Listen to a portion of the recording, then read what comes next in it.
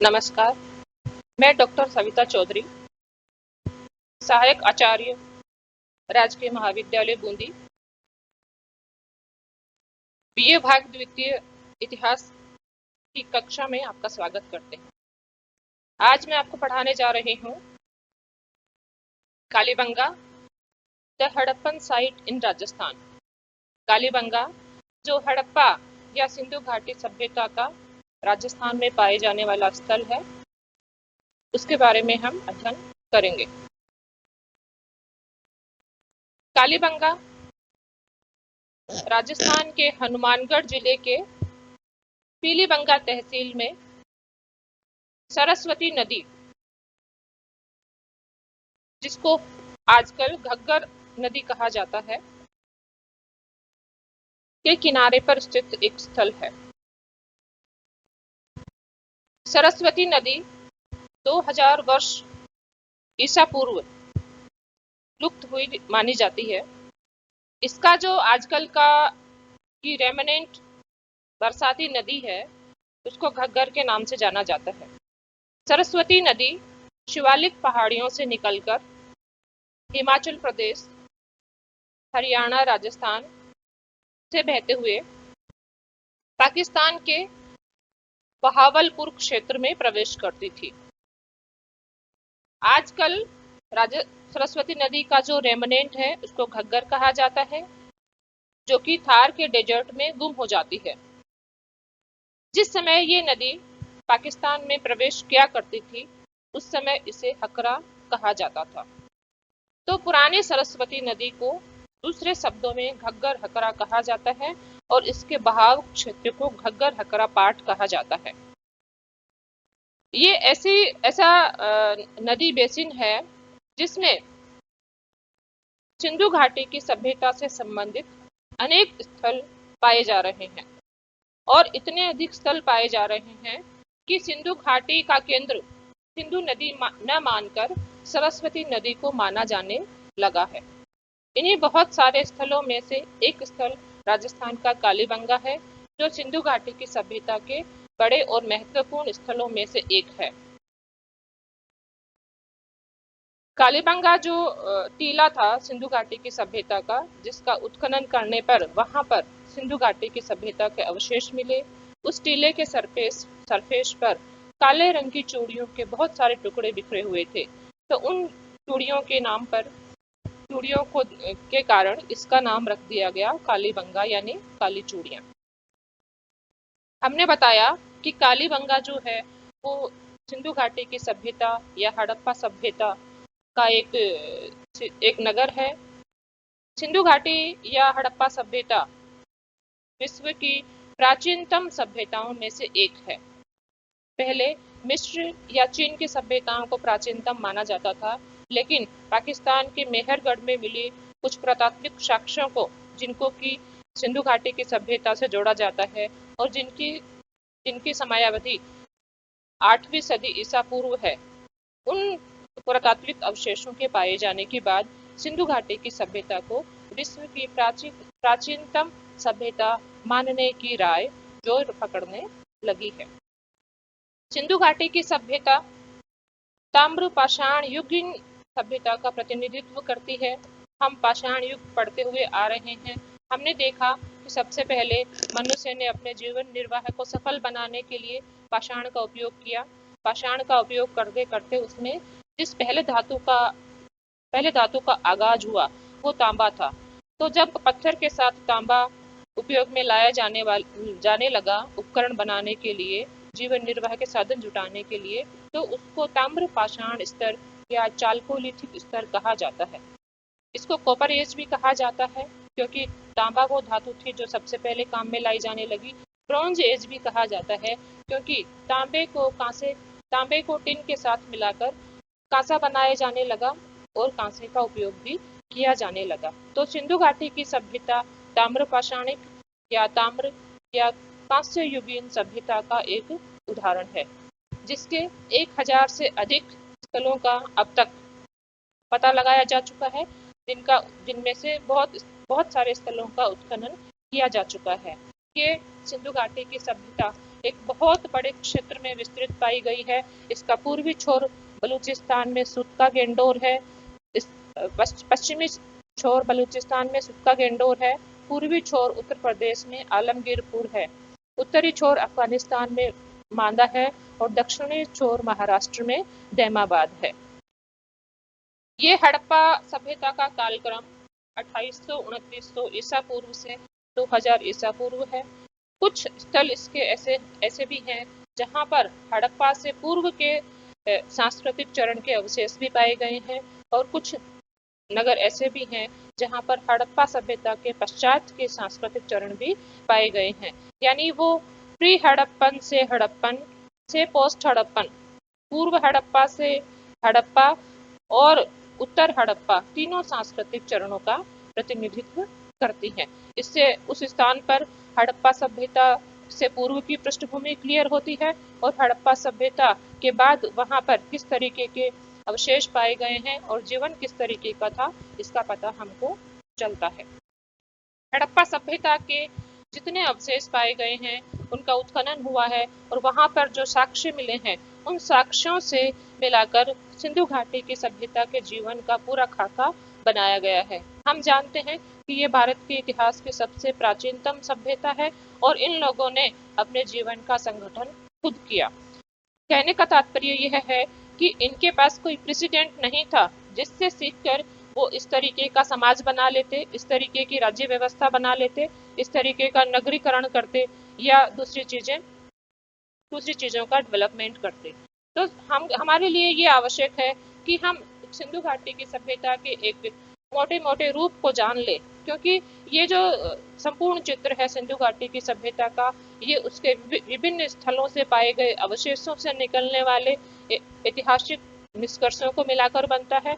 और किसी एक साइट का अगर हमको अध्ययन करना हो, जैसे कि हम कालीबंगा का अध्ययन करने जा रहे हैं, तो हमें ये देखना होगा कि कालीबंगा की साइट उस पूरे पिक्चर में कहाँ पर फिट बैठती है और उस पूरे पिक्चर को बनाने में उसका कितना योगदान है। तो हम ये देखते हैं कि सिंधु घाटी की सभ्यता का जो सामाजिक संगठन था उसमें एक वर्ग विभाजन और श्रम विभाजन अवश्य था। सिंधु घाटी की सभ्यता के नगरों की जो सिंधु घाटी की सभ्यता के नगरों की जो नगर योजना पाई गई है उसमें ज्यादातर दो किले पाए गए हैं। एक किला ऊंचा है और दूसरा नीचा। ऊंचा किला जो है उसमें इलीट या कुलीन वर्ग के लोगों के रहने के साक्ष्य मिलते हैं। नीचे वाले नगर में आम लोगों के रहने के साक्ष्य मिलते हैं। तो इससे हम ये कह सकते हैं कि समाज में वर्ग विभाजन और कार्य विभाजन अवश्य था। सिंधु घाटी की सभ्यता का शासन तंत्र जनतांत्रिक था अथवा राजतंत्रात्मक था, या वहां के राजतंत्र में धर्म का प्रभाव था, जैसे कि प्राचीन सभ्यताओं के संदर्भ में पाया जाता है, जैसा कि मिस्र के फेरो राजाओं के संदर्भ में पाया जाता है।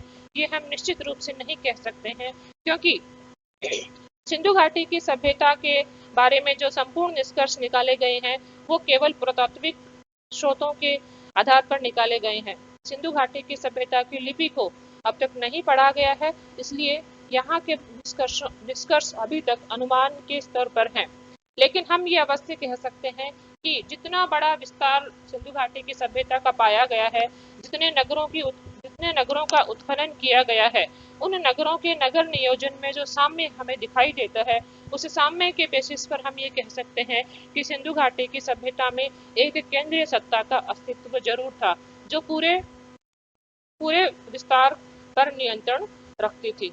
ये कहा जाता है कि हड़प्पा और मोहनजोदड़ो सिंधु घाटी की सभ्यता की पश्चिमी राजधानियां थी।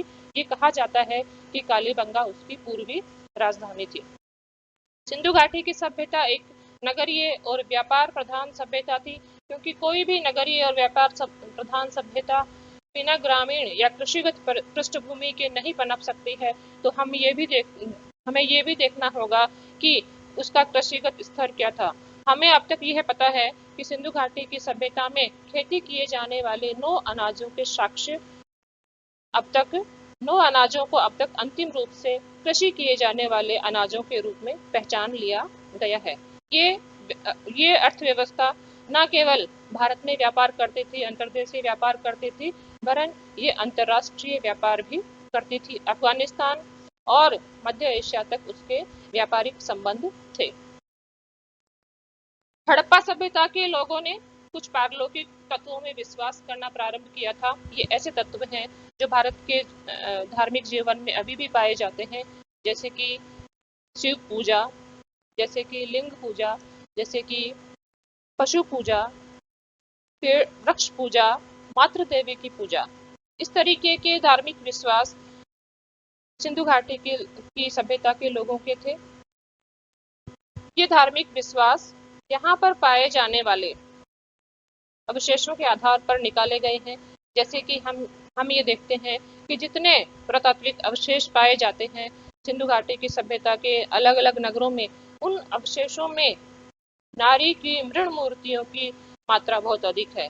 तो नारी की इतनी मृण मूर्तियों के अवशेष पाए जाने के आधार पर यह निष्कर्ष निकाला जाता है कि मातृशक्ति की पूजा वहां पर काफी लोकप्रिय थी। जो मिट्टी की मुहरें मिली हैं, जिन्हें सेल खड़ी की मुहरें या टेराकोटा सील्स कहा जाता है, ये टेराकोटा सील्स व्यापारिक माल पर मुहर ठप्पे लगाने के काम में आती थी। इन सीलों के ऊपर, जो कि या तो चौकोर टाइप की है या आयताकार टाइप की है या सिलेंड्रिकल टाइप की है, इन मूर्तियों के ऊपर उभार कर अलग अलग तरीके की आकृतियां बनाई गई हैं। उन आकृतियों में ज्यादातर बैलों की आकृतियां हैं। तो हम ये कह सकते हैं कि वहां पर बैल को एक पारलौकिक शक्ति के रूप में पूजा जाता था, या बैल वहां के जीवन का एक महत्वपूर्ण हिस्सा था। पशु पूजा को पशुपति शिव के साथ भी जोड़ा जाता है, तो इससे पशुपति शिव की पूजा करने का विश्वास भी सिंधु घाटी की सभ्यता के संबंध में दृढ़ होता है। सिंधु घाटी की सभ्यता के जो नगर थे वो बहुत ही उन्नत रूप से बसे हुए थे। ये हम कालीबंगा के संदर्भ में भी देखेंगे। वहां पर धातु से संबंधित, जैसे कि हमने देखा कि तांबा और कांसा का आगाज हुआ, धातु, इसके अलावा पत्थर और इसके अलावा मिट्टी के अलग अलग चीजें, जैसे कि मूर्तियां, जैसे कि मनके, जैसे कि मुहरे, ये सब बनाने के उद्योग प्रचलित हो गए थे। और वहां पर एक टेक्नोलॉजी ने आकार ले लिया था, जो कि काफी विकसित टेक्नोलॉजी सभ्यता के प्रारंभिक स्तर पर मानी जाती है। सिंधु घाटी की सभ्यता की लिपि को अभी पहचाना नहीं गया है। ये चित्रात्मक लिपि है जिसके 400 अक्षर हैं, आइडेंटिफाई किए गए हैं। इस लिपि को अभी पहचाना नहीं गया है, जिसके कारण यहाँ के पुरातात्विक साक्ष्यों को सिंधु घाटी की सभ्यता के साहित्यिक साक्ष्यों के साथ तुलना करके अंतिम रूप से निष्कर्ष निकालना संभव नहीं हो रहा है। सिंधु घाटी की सभ्यता के लोग धातु या पत्थर या मिट्टी से अलग अलग तरीके की कलाकृतियां बनाते थे, जिनसे उनके कलात्मक स्तर का अनुभव हमें होता है। और सिंधु घाटी की सभ्यता की अर्थव्यवस्था इतनी उन्नत थी कि वो देशीय और अंतर्राष्ट्रीय व्यापार करते थे। इस तरीके से एक मोटा मोटा पिक्चर सिंधु घाटी की सभ्यता का बनता है। ये आप प्रथम वर्ष में पढ़ चुके हैं। हमारा संदर्भ यहाँ पर कालीबंगा के एक साइट से है, जो कि जिसको पढ़ने के लिए हमको उसका कालीबंगा के संपूर्ण पिक्चर से उसका तालमेल बिठाना होगा। इसके लिए हमने मोटा मोटा उसका एक चित्र खींचा है, क्योंकि सिंधु घाटी की सभ्यता को हम उसके अलग अलग स्थलों पर पाए जाने वाले साक्ष्यों के संदर्भ में समझ सकते हैं, और किसी एक खास स्थल को हम सिंधु घाटी की सभ्यता के संपूर्ण पिक्चर के रूप में समझ सकते हैं। ये सिंधु घाटी की सभ्यता का एक विस्तार का डायग्राम है, जिसमें नदियों के किनारों पर सिंधु से लगाकर सरस्वती नदी तक सिंधु घाटी की सभ्यता का विस्तार बताया गया है। यहाँ पर आप कालीबंगा को देख सकते हैं। कालीबंगा लगभग उत्तर और दक्षिण या पूर्व और पश्चिम के लिहाज से इसके बीच में आता है। राजस्थान के हनुमानगढ़ जिले में सरस्वती नदी या घग्गर नदी के किनारे पर बसा हुआ ये सिंधु घाटी की सभ्यता का एक नगर है।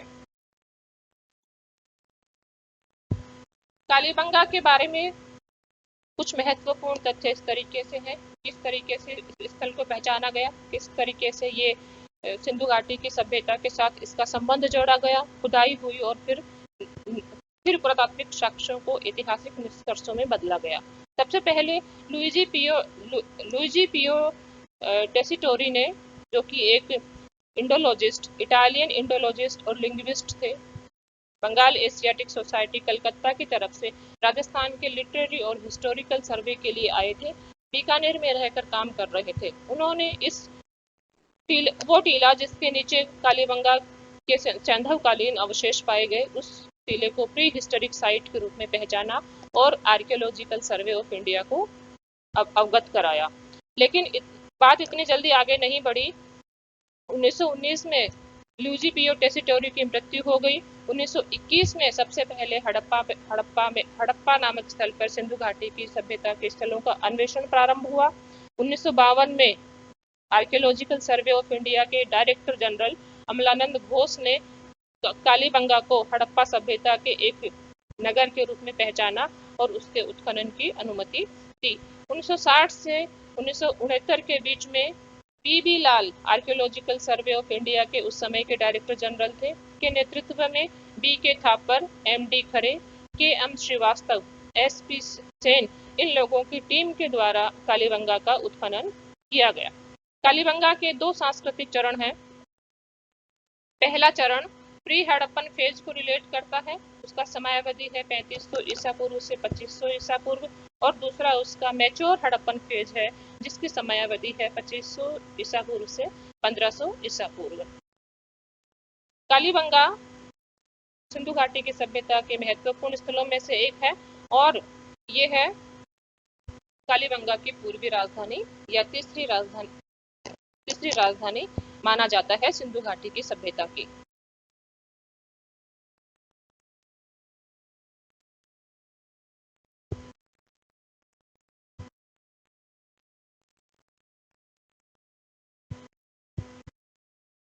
कालीबंगा की जो कालीबंगा का जो नगर है उसको हम उन्हीं विशेषताओं के आधार पर जांचेंगे जिन विशेषताओं की बात हम सिंधु घाटी के सभ्यता के संदर्भ में अभी कर रहे थे। तो हम सबसे पहले कालीबंगा का सिटी प्लानिंग को ले लेते हैं।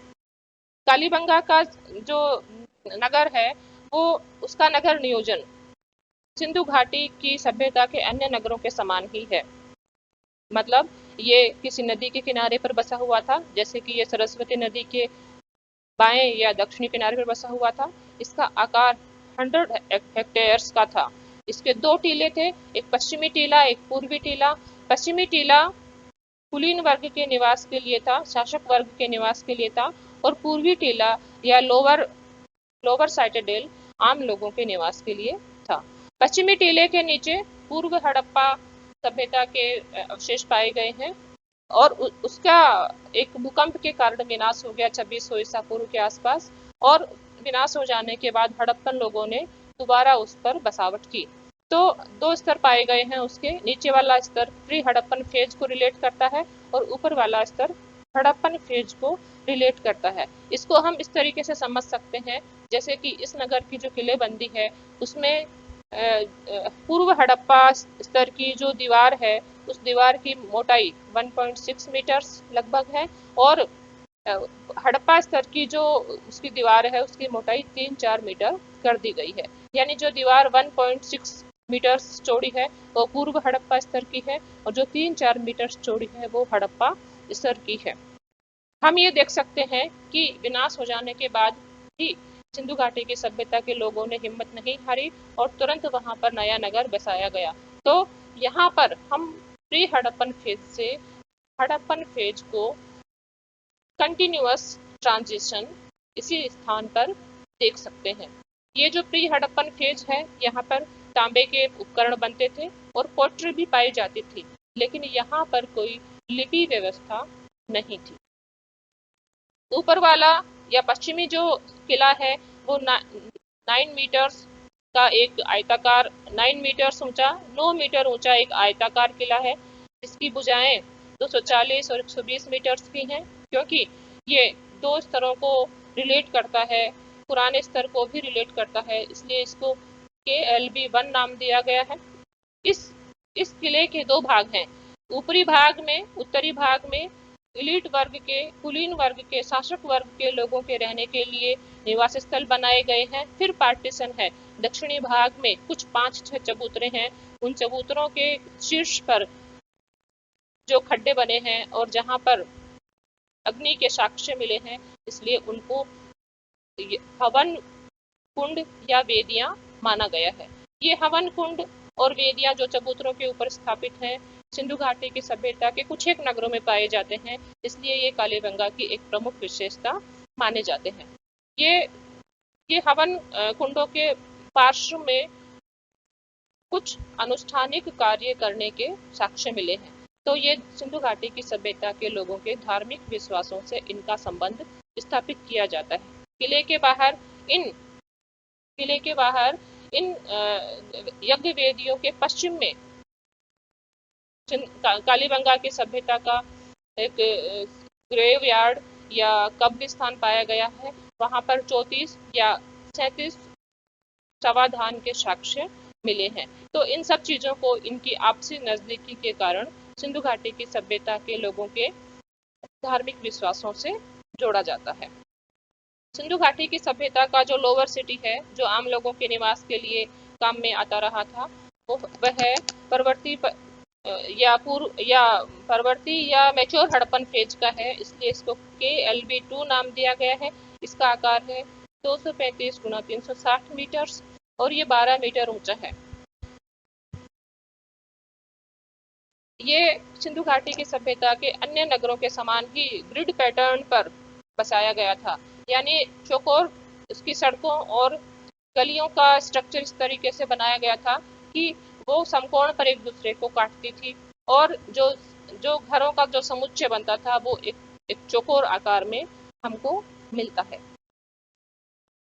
लेकिन सिंधु घाटी की सभ्यता के दूसरे नगरों जैसे कि हड़प्पा या मोहनजोदड़ो की बजाय यहाँ पर यह भेद था कि यहाँ पर कोई कोई नगर जल निकास प्रणाली नहीं थी। सिंधु घाटी की सभ्यता के नगर नियोजन की भांति ही उनकी जल निकास प्रणाली भी उनकी महत्वपूर्ण विशेषता मानी जाती है।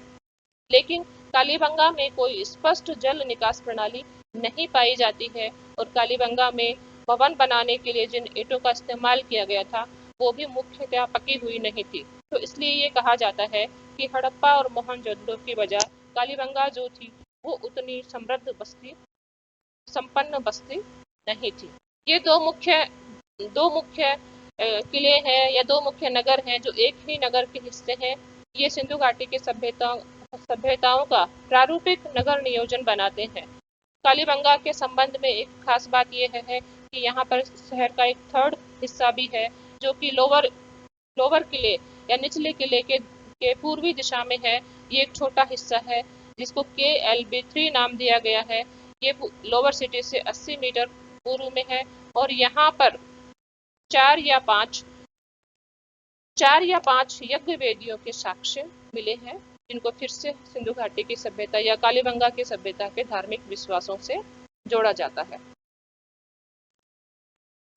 ये कालीबंगा का एक लेआउट प्लान है जो कि अधिक क्लियर नहीं है, ये सैटेलाइट व्यू के जैसा लगता है। अभी हम सिंधु घाटी की सभ्यता के नगर नियोजन की बात ही कर रहे थे। ये इसका पश्चिमी टीला है, ऊपरी टीला है। इसका एक दरवाजा ये सरस्वती नदी बह रही है, सरस्वती नदी के दक्षिणी या लेफ्ट किनारे पर ये बसा हुआ है। इसका एक दरवाजा यहाँ खुलता है उत्तर की तरफ और एक दरवाजा दक्षिण की तरफ खुलता है। ये यहाँ पर इलिट वर्ग के लोगों के लिए रहने के घर बने हुए हैं। यहाँ पर चबूतरे बने हुए हैं जिन पर की वेदियां हैं। इन वेदियों के पूर्व में अनुष्ठानिक कार्य करने के साक्ष्य है और यहाँ पर सिंधु कालीबंगा के कब्रिस्तान को पहचाना गया है। अभी आपको ये बता दें कि सिंधु घाटी की कालीबंगा की सभ्यता के क्योंकि इस किले के निचले स्तर पर पूर्व हड़प्पा स्तर के साक्ष्य पाए गए हैं, तो पूर्व हड़प्पा स्तर के बारे में कालीबंगा के संबंध में जो एक खास बात यह है कि वहां पर खेती का साक्ष्य पाया गया है। ये किले के लगभग दक्षिण पूर्व दिशा में पाया गया है, तो संभव है कि यहाँ पर खेती का साक्ष्य पाया गया हो। ये निचला किला है, निचले किले के भी 2 प्रवेश द्वार हैं। यहाँ पर धुंधले रूप में सिटी का जो नगर नियोजन है वो देख सकते हैं। आप देख सकते हैं कि लंबी सड़कें दिखाई दे रही हैं। जो एक दूसरे को क्रॉस करते हैं, और बीच में छोटे छोटे डॉट्स के रूप में हम घरों को पहचान सकते हैं। इसके इसके पूर्व की तरफ भी एक छोटा सा अक्षय मिला है, जिसमें कुछ यज्ञ वेदियों की पहचान की गई है। ये स्केच है, सिटी प्लान का स्केच है, उसी तरीके से है सरस्वती नदी, और ये सिटी के दोनों हिस्से हैं।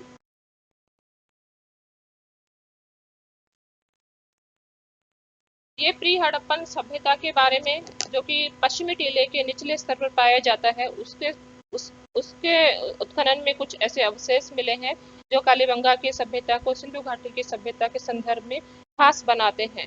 वो कुछ नया एड ऑन करते हैं, जिसके कारण जो जो ऐसी विशेषताएं हैं जो या तो सिंधु घाटी की सभ्यता के नगरों में अन्य स्थलों पर नहीं पाई गई है, या वो कुछ ऐसी विशेषताएं हैं जो कि सिंधु घाटी की सभ्यता को समृद्ध बनाने के काम में आती है। यहाँ पर हमने देखा था कि तांबे के उपकरणों और पोट्री पाई गई है, लेकिन इनका कोई लेखन पद्धति नहीं थी।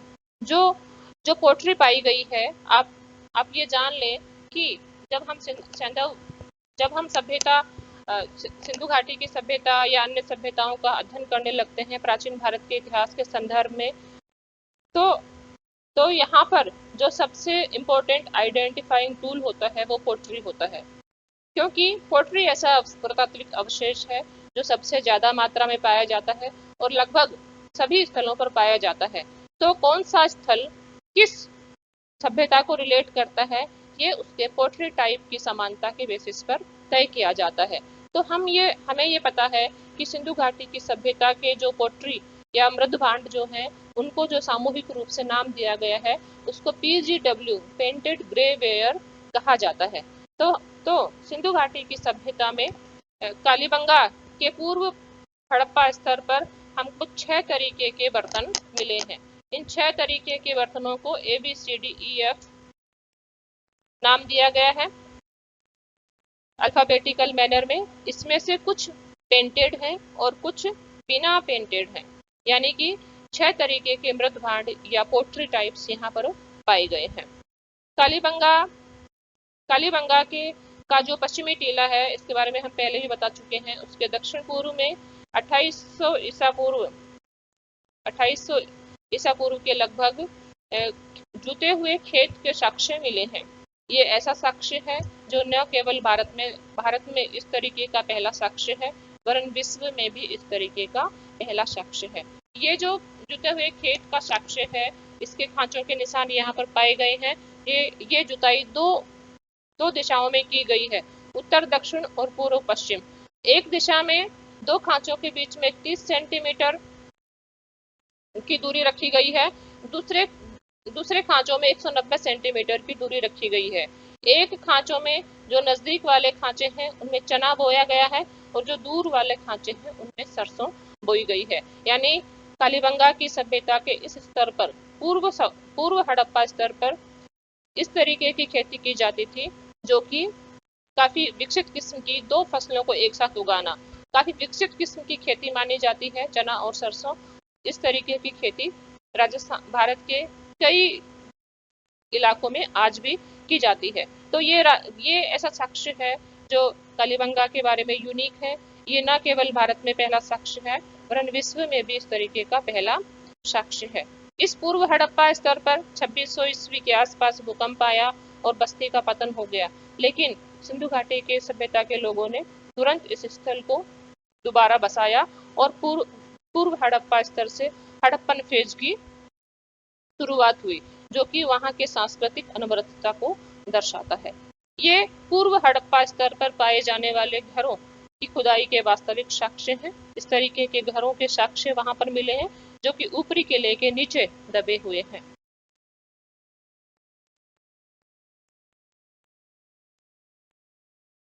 ये पूर्व हड़प्पा स्तर पर पाई जाने वाली पोट्री के साक्ष्य हैं। संपूर्ण पोट्री, क्योंकि ये ब्रेकेबल होते हैं, फ्रेजाइल होते हैं, तो संपूर्ण पोट्री का पाया जाना मुश्किल होता है। जो छोटे टुकड़े पोट्री के मिलते हैं उन्हें ठीकरे कहा जाता है। ये पेंटेड वेयर के कुछ एग्जाम्पल्स हैं, जो काफी सुंदर प्रकार की चित्रकारी हमको नजर आती है। हमने देखा कि कि काली सिंधु घाटी की सभ्यता अपनी मुहरों के लिए जानी जाती है, जो व्यापारिक सामान पर मुहरें लगाने के काम में आते थे, ठप्पे लगाने के काम में आते थे। ये मुहरें या तो चौकोर और आयताकार टाइप की होती हैं या सिलेंड्रिकल टाइप की होती हैं। इन इन इन मोहरों के ऊपर उभार कर कुछ पशु आकृतियां या मानव आकृतियां बनाई जा सकती हैं और कुछ लिपि के साक्ष्य, जो पिक्टोरियल लिपि है, उसके कुछ लेख, छोटे छोटे लेख यहाँ पर उत्कीर्ण किए जाते हैं। हम जानते हैं कि इन लेखों को अभी पढ़ा नहीं गया है, लेकिन ये जो पशु आकृतियां हैं या अन्य आकृतियां जो बनाई हुई दिखाई देती हैं हमको, उनको हम स्पष्ट रूप से पहचान सकते हैं। तो हम देख रहे हैं कि यहाँ पर इन मुहरों में अधिकतर पशु आकृति यानी बैल की आकृति दिखाई दे रही है। तो हम ये कह सकते हैं कि सिंधु घाटी की सभ्यता में भी और खास तौर से कालीबंगा की सभ्यता में मुहरों के ऊपर बनाए जाने वाला जो मुख्य फीचर था वो बैल था। काली सिंधु घाटी की सभ्यता की जो अंतिम संस्कार करने की पद्धति है, वो भी उसका एक महत्वपूर्ण फीचर है। और कालीबंगा में जो जो जो कब्रिस्तान मिला है, वहां पर कुछ खास किस्म के अंतिम संस्कार के साक्ष्य हमको मिलते हैं। हम जानते हैं कि पश्चिमी किले के पश्चिम में एक कब्रिस्तान आइडेंटिफाई किया गया है, जहां पर 34 या 37 कब्रें मिली हैं। इन कब्रों में 3 प्रकार के समाधान के साक्ष्य मिले हैं। 3 प्रकार के समाधानों के साक्ष्यों से हमें कुछ सुंदर निष्कर्ष निकालने को मिलते हैं। वो 3 प्रकार के समाधान के साक्ष्य किस किस तरीके के हैं, ये हम देखेंगे कि आयताकार या अंडाकार खड्डा होता है, जिसमें शव को लिटा दिया जाता है। सर उत्तर की तरफ, पैर दक्षिण की तरफ होते हैं। उसके साथ कुछ बर्तन रखे जाते हैं और दूसरी चीजें रखी जाती हैं, जैसे कि गहने रखे जाते हैं, कुछ मनके वगैरह रखे जाते हैं, जिनके बारे में ये माना जाता है कि वो मृत्यु के बाद, जो व्यक्ति वहां पर सोया हुआ है, उसके मृत्यु के बाद के जीवन में काम आएंगे। तो हमें ये इन अवशेषों से, इन साक्ष्यों से हमें ये धारणा बनाने में मदद मिलती है कि सिंधु घाटी की सभ्यता के लोग मृत्यु बाद के जीवन में विश्वास करते थे। एक कब्र में शीशा भी मिला है, यानी सिंधु घाटी की सभ्यता के स्तर पर शीशे के उपयोग का साक्ष्य हमको कालीबंगा में मिलता है। बहुत सारे अंतिम अंत्येष्टियों में से बहुत सारे कंकाल जो पाए गए हैं, उनमें से एक कंकाल बच्चे का है, जिसके सर में छह छेद हैं और उन छेदों से ये अनुमान लगाया जाता है कि इस सिंधु घाटी की सभ्यता के लोग भी ऑपरेशन या सर्जरी करना जानते थे। दूसरे तरीके के जो समाधान है, वो एक खड्डा बनाया गया है, उसमें एक पोट रख दिया जाता है और उस पोट के आसपास, पोट या उस खड्डे में कोई शव नहीं होता है, लेकिन जिस व्यक्ति का वो अंतिम संस्कार माना जा सकता है, उसके मृत्यु के बाद काम में आने वाली चीजें प्रथम प्रकार के समाधान के भांति ही बर्तन और दूसरी चीजें वहां पर रखी जाती हैं। ऐसा माना जा सकता है कि जिस व्यक्ति के लिए इस ग्रेव की कल्पना की जाती है, उसका पहले दाह संस्कार किया गया होगा और बची हुई राख को उस बर्तन में भरकर उसमें रख दिया गया होगा। तीसरे प्रकार के जो कब्रें हैं, वो आयताकार या वर्गाकार है। फिर से उसमें भी कोई शव नहीं होता है, प्रथम प्रकार के कब्रों की तरह है। उसमें भी एक बर्तन होता है जिसमें राख होती है और उस बर्तन के चारों तरफ पोटरी और दूसरी चीजें रख दी जाती हैं। ये दोनों प्रकार की कब्रों के साक्ष्य जो दूसरे और तीसरे प्रकार के हैं, जिनमें कोई वास्तविक शव नहीं पाया जाता है, लेकिन मृत्यु के बाद काम में आने वाले कुछ उपकरण, कुछ वस्तुएं वहां पर रख दी जाती हैं। इनको सिंबॉलिक बरियल्स कहा जाता है। ये सिंधु घाटी की सभ्यता के बहुत ही कम जगहों पर ये पाए गए हैं और कालीबंगा में इनके साक्ष्य जो पाए गए हैं, वो दूसरे स्थानों पर पाए जाने वाले साक्ष्यों की तुलना में यहाँ पर ये प्रमुख रूप से पाए गए हैं। यानी सिंबॉलिक समाधान के साक्ष्य कालीबंगा में प्रमुख रूप से पाए जाते हैं। जो शव जो लिटाए गए हैं, उनमें से एक शव ऐसा है जो कि जॉइंट बरियल है, यानी एक पुरुष और एक स्त्री को साथ साथ लिटाया गया है। जॉइंट बरियल के साक्ष्य भी सिंधु घाटी की सभ्यता के नगरों में बहुत ही कम पाए जाते हैं और इस तरीके से भी कालीबंगा का जो नगर है वो यूनिक है। यानी अपने समाधानों के पॉइंट ऑफ व्यू से कालीबंगा एक यूनिक पिक्चर प्रस्तुत करता है।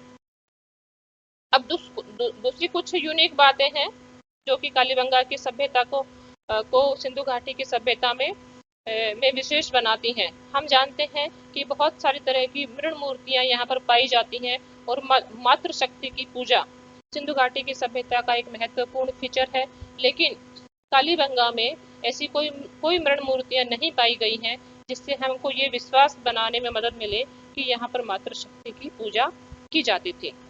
हम जानते हैं कि नौ तरीके के अनाजों को पहचान लिया गया है। हम ये भी जानते हैं कि कुछ पशुओं को उन्होंने पालतू बनाया था जो उनके मांस भक्षण के काम आते थे और जो उनको खेती करने में काम आते थे। लेकिन कालीबंगा के बारे में खास बात यह है कि कुछ ही स्थानों पर केमल यानी ऊंट की अस्थियों के साक्ष्य मिले हैं।